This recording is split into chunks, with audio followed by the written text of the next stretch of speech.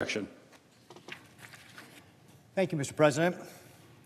I rise today in opposition to the nomination of Nancy Abudu to the U.S. Court of Appeals. I served as governor for 8 years, and in that time I had the great privilege of appointing dozens of judicial appointments to Nebraska courts. I appointed 4 of the current Nebraska Supreme Court justices and many more to lower courts. When I consider a prospective nominee, I was often reminded of our state's motto, equality before the law. That motto reflects a common sense American principle that all people should receive equal treatment and equal opportunity regardless of one's race or background. The women and men who serve in our courts should reflect this motto. When I considered nominees, I looked at a few things. I looked at whether they were leaders with high integrity and character. I looked at their experience, and I looked at how they understood their role as a judge. Did they think their job of a judge was to make the law or to interpret the law? I looked at if they had a respect for the law and whether they had the temperament to bring a thoughtful and fair-minded approach to each case they would have at hand. I looked at whether they were respected by their peers. And I'm proud of the appointments that I made. Nancy Abudu is not someone I would have considered for a judgeship. Ms. Abudu is the kind of soft-on-crime, anti-police activist we actually must keep off of the bench. And I want to take a moment to go over her record. Ms. Abudu has argued publicly and repeatedly that American voting laws and criminal justice system are racist and discriminatory. She has specifically maligned the 3 states that comprised the 11th Circuit that she is being considered for. In Alabama, she said that Jim Crow continues to cast a long shadow on the state's elections. She said that Florida is engaged in a war to strip poor and low-income people of all political power. And she accused Georgia state legislators of punishing voters and undermining democracy. That was her quote. And said that the state is a, quote, bad actor and, quote, simply cannot be trusted to protect the rights of voters, end quote. At a time when Americans require certainty and security of our elections, Ms. Abudu has consistently argued dangerous and misleading positions, trying to undermine the public's trust of our elections and our voting rights. She has argued that prohibiting felons from voting is, quote, practically the same system as during slavery, end quote. She argued that requiring voters to present identification is voter suppression. My colleague, Ranking Member Grassley, described Abudu as one of the most activist judicial nominees we have ever seen. During her confirmation hearing, the Judicial Committee heard Abudu double down in her defense of her work in 2018 to challenge a Miami ordinance that banned sex offenders from living within 2,500 feet of a school.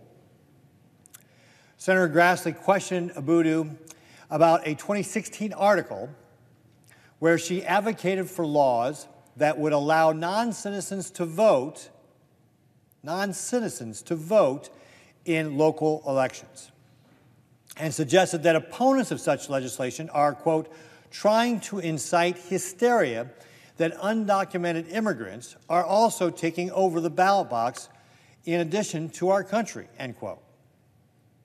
When asked which elections she thought non-citizens should be allowed to or permitted to vote in, Abudu declined to substantively respond, saying, quote, "In the article, I noted that some cities allow non-citizens to vote in local elections," end quote. Republican members of the Senate Judiciary Committee questioned Abudu about numerous partisan and inflammatory statements she has also made, including, quote, "Systemic racism is embedded in the criminal justice system and other parts of our society," end quote. That the problem with southern states when it comes to voting laws is, quote, "They're not always doing the right thing, and the resentment they feel is that historically, that the federal government has not allowed them to get away with it," end quote.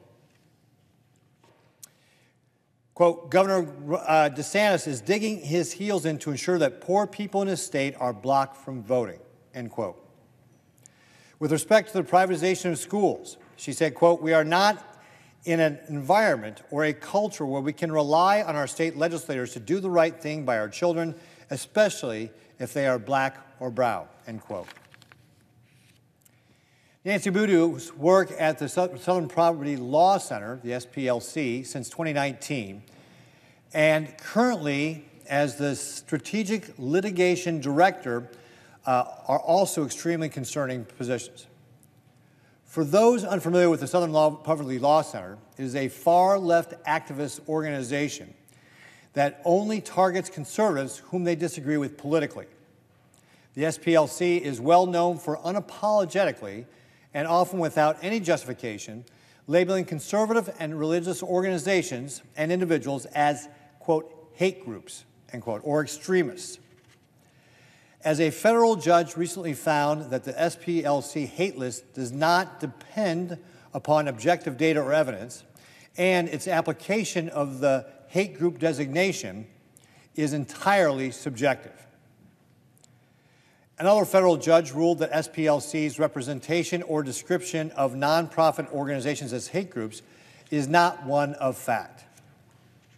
SPL's hate map, as they call it, is outright fraud and a willful deception designed to scare older liberals into writing checks into SPLC. There are misinformed and real-world implications ranging from careless to incendiary and deadly. Floyd Lee Corkins entered the Research Family Council's headquarters with a 9mm pistol, multiple ammunition clips, and a box of extra rounds, and the intent to kill as many people as possible. Fortunately, Corkins was stopped by the building manager from carrying out this mass shooting.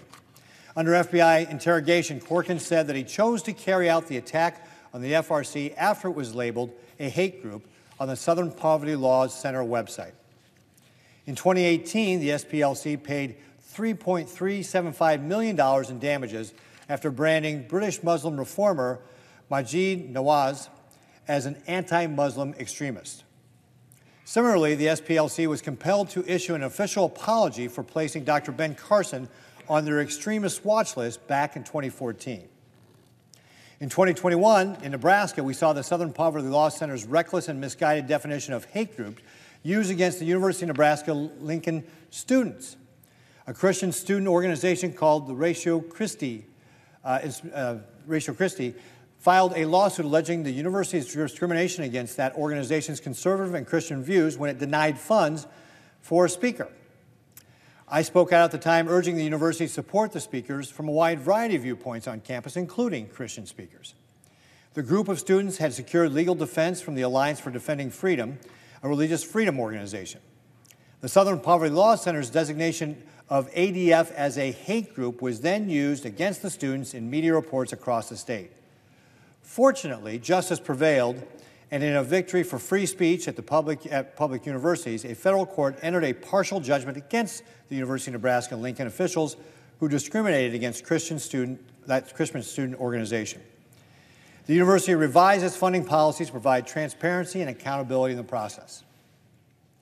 In 2023, an FBI whistleblower revealed that the Bureau had issued an internal memo, now rescinded, on, quote, radical traditionalist Catholic ideology, citing the SPLC. The memo characterized radical traditionalist Catholics primarily by the rejection of church developments since the Second Vatican Council, Vatican II, and opposition to homosexuality. The memo suggests that the FBI should monitor these Catholics through, quote, the development of sources with access, end quote, including in places of worship. It presents a list of hate groups published by the SPLC as a place to start with this work. The SPLC's hate label destroys civil discourse and breeds contempt for those who hold different views. Americans want judges that understand their role is to interpret our laws, not make them. Americans want judges who want to give every litigant a fair shake. Americans want judges that believe in our founding documents. Ms. Abudu has failed to demonstrate she understands the critical role that a judge should play in our legal system.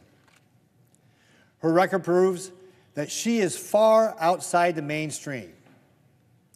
Far-left activists do not belong on the federal bench. I call on my colleagues to join me in opposing this radical nominee. Thank you, Mr. President. I yield back.